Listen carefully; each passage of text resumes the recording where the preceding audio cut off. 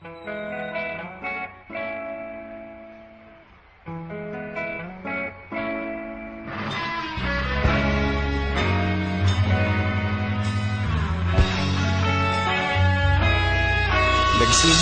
ang lahat sa eskwela, nagsama-samang 12 sa kalokohan at sa tuksuhan, hindi maawat sa isa't isa. Madalas ang standby sa cafeteria, isang barkada na kay saya. Laging may hawak-hawak na gitara, konting udyok lamang kakanta na. Kay simple lamang ng buhay noon, walang mabibigat na suliranin. Problema lamang laging kulang ang datong. Sana napunta ang panahon? Sana nga ba? Sana nga ba? Sana napunta ang panahon? Sana nga ba? Sana nga ba?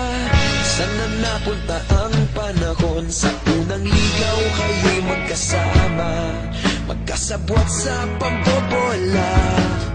Walang sikreto kayong tinatago, okay sarap ng samahang barkada. Nagkawatakan na sa kolehiyo, kanya-kanya na ang nilakaran. Kahit minsan na lang kung magkita, pagkakaibigay hindi nawala.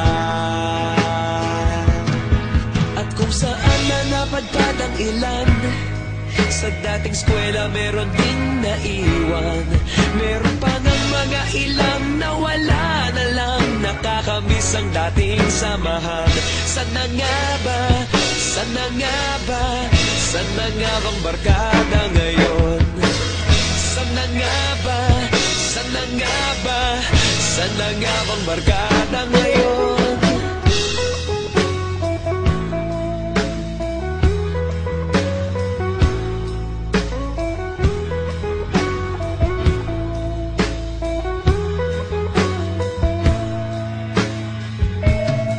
Ilang taon din ang nakalipas, wala pa sa aming tatay na nagsusumikap upang yumaman at kuminhawang kinabukasan.